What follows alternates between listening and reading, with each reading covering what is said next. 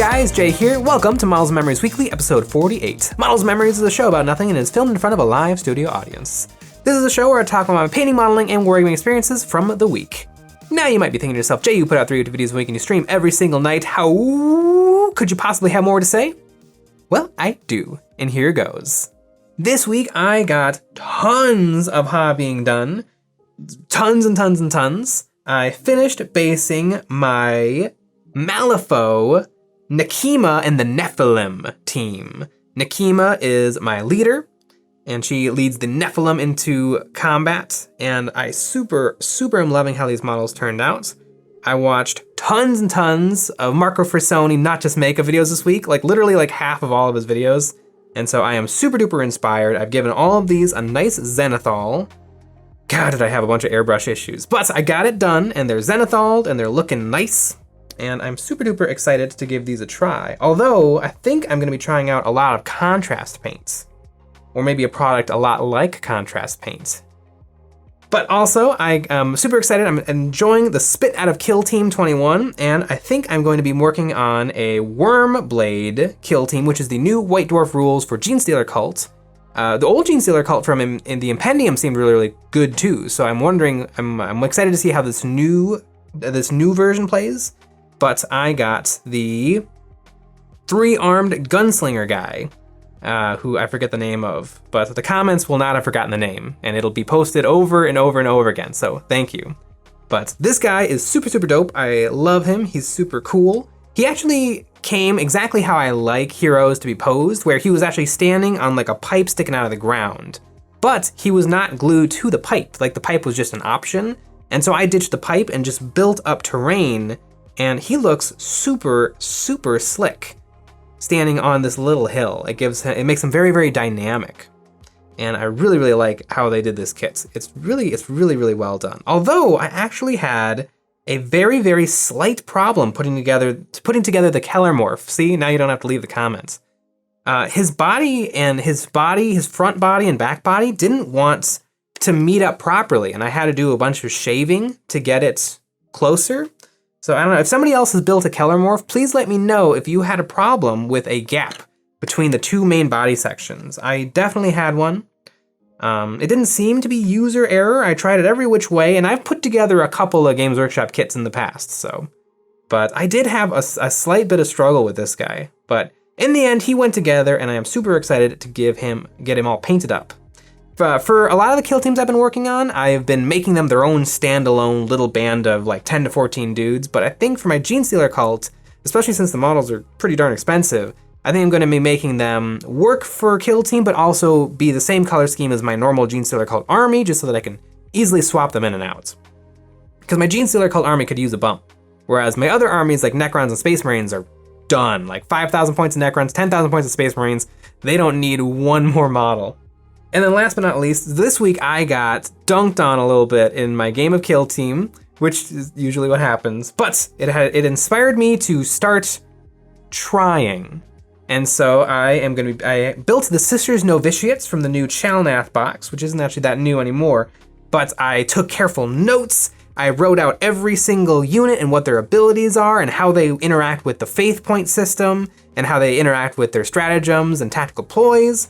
And I really started making myself lists and notes saying okay, this model should be activated early in the activation phases of turning points because I'll be able to get more faith points, and she's tanky enough that she can maybe sit on an objective and take a hit before dying.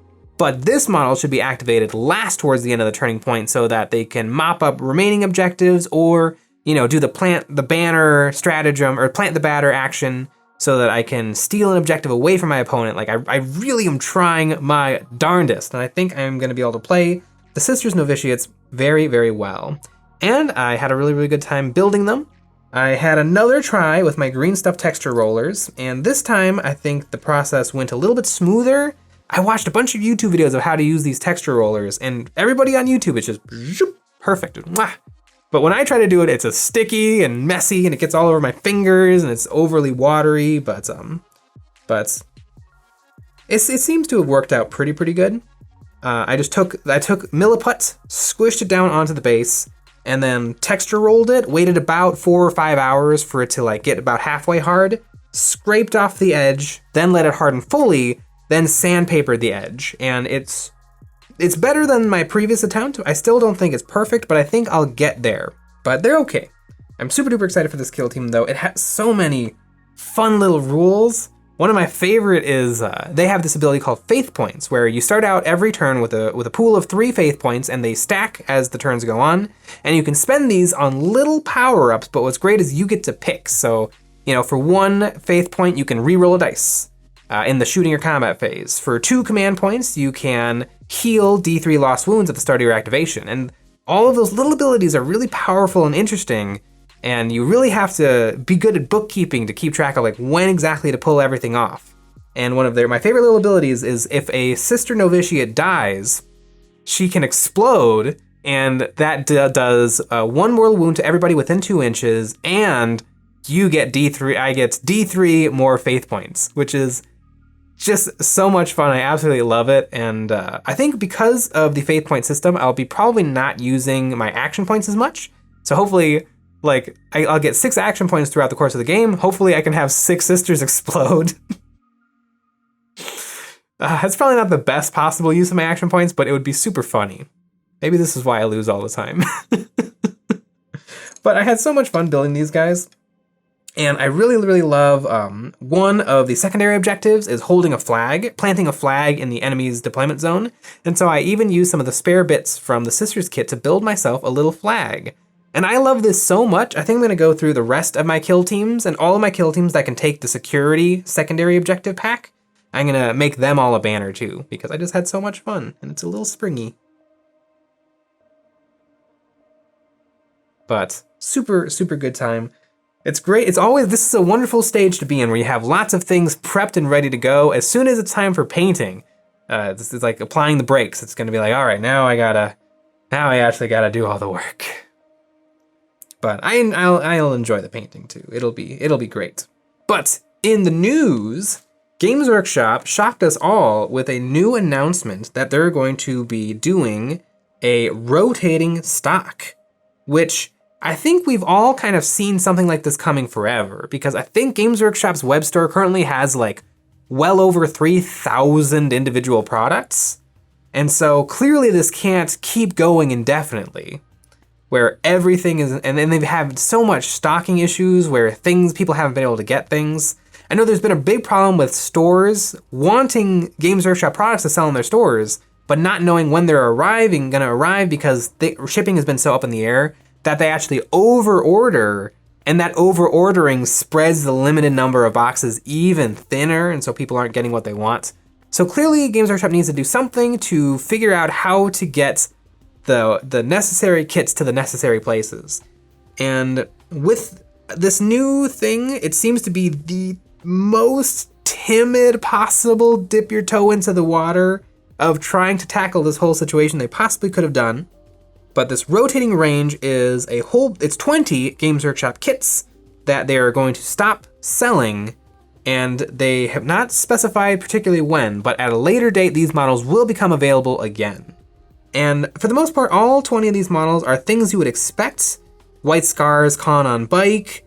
It's an okay model. I think every White Scar player is kit bashes their own. That looks way better than this old lump of metal. Oh, the Ultramarines Captain Cato Sicarius is gone. Yeah, a couple of Grey Knights. It's all Space Marine things, and it's all Firstborn Space Marine things. All of this makes a fair bit of sense. The only one that seems a little wild is the Deathwatch Captain Artemis, because he's a fairly new plastic model that's pretty good. I wonder if because he's sold in the starter set for the Deathwatch, the individual sales of him are not particularly high, and that's why they're allowing him to go the way of this rotating stock. Also, they call it a rotating stock, but I feel like it would only be a rotating stock if they told us when it would be rotating back in. Like, oh, these kits are gonna be available. What I envisioned when I first heard the headline title, rotating stock, I assumed okay, so they're gonna have first quarter, second quarter, third quarter, fourth quarter, and you're gonna be able to purchase different things in each quarter. So it would have made sense for me if these were going to be discontinued for 3, 4, or the second, third, and fourth quarter of the year, but they're going to be available in the first quarter of every year. But the fact that they didn't say when they're coming back leads me to suspect that really what's going to happen is every now and again with, the pre-orders, the Sunday or Monday pre-orders, they're going to say, oh, and by the way, you can buy Deathwatch Captain Artemis this week. You can pre-order it and we'll ship one to you. And then that's kind of it. Which again, isn't really rotating stock. It's just gone maybe. It doesn't perfectly work. I totally think that Games Workshop needs to do something to kind of curtail how many things. I mean, it's the least popular thing in the world, right? Stopping selling a kit, but it kind of needs to happen. I mean, at what point are we going to keep adding models and adding models and adding models and adding models and adding models, and it all still works in a cohesive way in 40K? I mean, I think in my opinion, which doesn't matter, I think you cut 40K down to the bone. I think one of my favorite times in 40K was at the start of Warhammer 40K 8th edition with the indexes. It was 4 books, maybe 5 books? And in those 5 books was every rule for every faction. Boom. And I played a whole bunch of factions, and Nick played a few too. And so between us, we had all of the books. And so literally day 1 of 8th edition, just read through the books, and they were fairly small books. They were just like lists, which was great. And like one day I knew every rule for all of 40K. How great is that? Now, if you think about it, you're like, well, some armies still use the 8th edition codexes, and some armies have supplemental material, and some of these gosh darn battle books that come out that are bad or whatever. Some codexes are 9th edition, some codexes are 9th edition with a supplemental 9th edition book, like most of the Space Marines. It's all a little frustrating. I think you maybe go back to the index system where all of Space Marines, including Deathwatch, Grey Knights, and Custodes, all of it is in one book called Space Marines. And you kind of get rid of all the fluff and all the lore, and you just make it really, really small. Or perhaps a website would be lovely, or an app. I know not everybody's on board with me with this app, but I swear it would work so well. And you could also sell the codexes for people who want the codexes. If the codex, there was an online app that you could see all the rules, I would love that. And then if the codexes stopped being a little bit of fluff in pictures with the rules bolted on the end, but instead was like a really, really nice hardcover book with all of the artwork that's ever been drawn for that faction, every little story, maybe a couple of like paragraphs from some of the related Black Library novels. I mean, that would be an amazing just tome of knowledge and interest of that chapter for the people who really, really get into the lore and story of their factions. A lot of people don't really care. They just pick the Blood Angels because they're red and cool, and they like the idea of the Bale Predator. And that is also perfectly fine. They don't need to buy the Codex. But for me, I would probably definitely buy the Necron Codex for my army because I love the Necron so much. And the Infinite and Divine is one of the best Black Library novels I ever read, so... yeah, this rotating range thing is really, really weird. It'll be interesting to see, because clearly 20 models is not going to alleviate the stresses they're under with distribution. I mean, over 3,000 individual models, removing 20, was that the thing holding them back? I feel like it probably wasn't. But I feel like in 9th edition, I think 9th edition is an in-between edition. A little bit like how 7th edition was the in-between 6th edition and 8th edition. Like, 7th edition was when things got a little weird. Like, you got the detachments, which started out kind of neat, and then it ended with the Decurion attachment that ruined everything. I feel like 9th edition might be the precursor to 10th edition. And 10th edition maybe will be when all of this is solved, when every army has their good, proper combat patrol instead of start collecting, when they've purged some of the units that you probably don't need, like the old Blood Angel's brother, Corbulo. Like, who knows who that is? You know what though? Imperial Fist Captain Darneth Lysander? People know who Lysander is. He's a pretty famous hero. So it'll be interesting to see what happens with this. I think some of these models probably could have just been lost forever. I mean, were people really buying the Ultramarines Tyrannic War Veterans? I mean, they're coolish, I guess, but I feel like they're pretty darn easy to kit bash to make look even better than the ones that Games Workshop sells to you in resin. But again, Games Workshop is a company that is impossible to predict because every day you get a new, unique thing happening with them. But it'll be really interesting to see how they continue with this range rotation. Are they gonna give in to it's not a rotation if things aren't rotating in and out? If they're just going out, then they're just gone. But it'll be wild to see what they do. I do want to see a little bit of culling of 40K just because it's a little bit too big. I think they could draw a lot of inspiration from Age of Sigmar and Kill Team. I think maybe we could finally lose the points list building system. I know that's heresy. I know people adore point list building more than anything in the world for some reason. But it's really not that great a system. I mean, you have to say, okay, my Kellermorph is 35 points. His guns are 5-point upgrade. And I'm gonna give him the Warlord Relic, you know, the pistol of Python for an extra 7 points. That was a lot of work. Just so that you can be, I'm taking him. Like, Age of Sigmar is a little bit better with points in that everything is 5s and 10s. So you can do all the math in your head. I mean, a normal person should be able to do all the 40K math in their head too, but I am not capable. I need a calculator.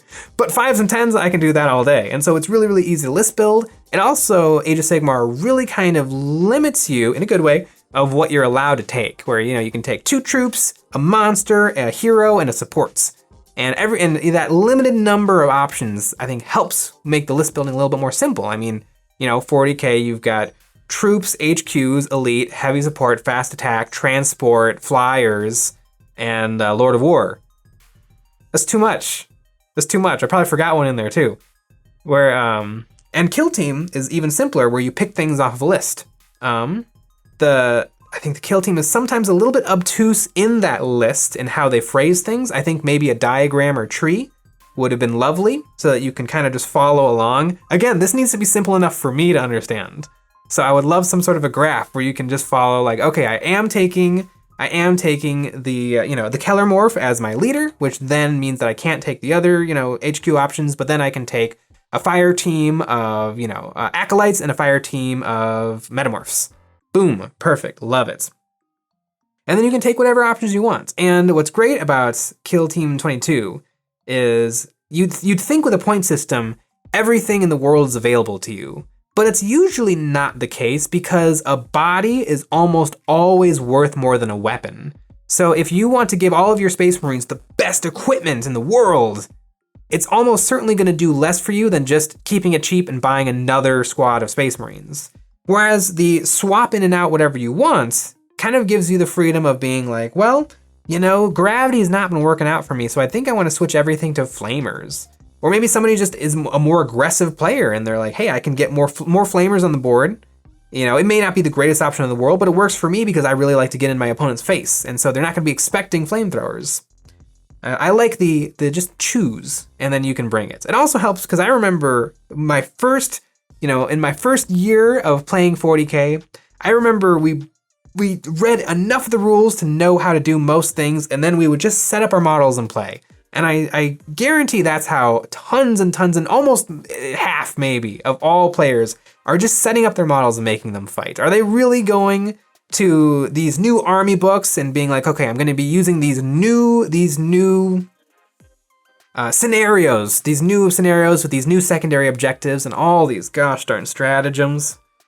Stratagems were really cool to me when there was just 3 generic ones that you got to pick like once or twice a game.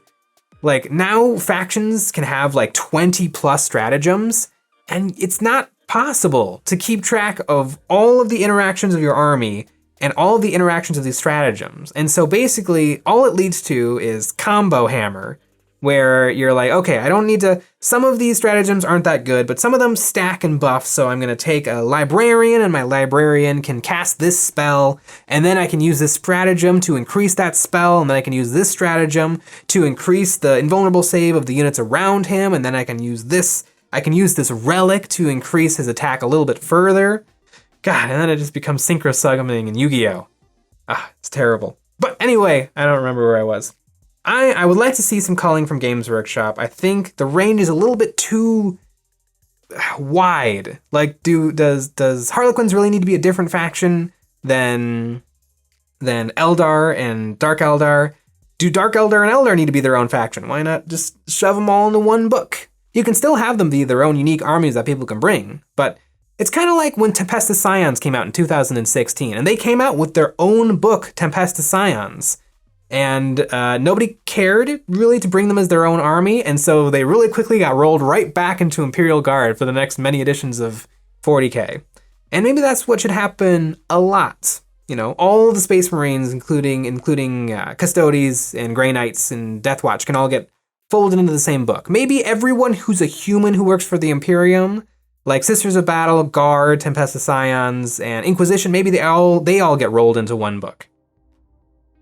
Just keep it more simple, because I feel like when you look at 40k and you think about, okay, this is neat. How do I get started? And then you see those drop-down menus, and you're like, okay, there's many Space Marines, a couple of this, a couple of that, a couple of this.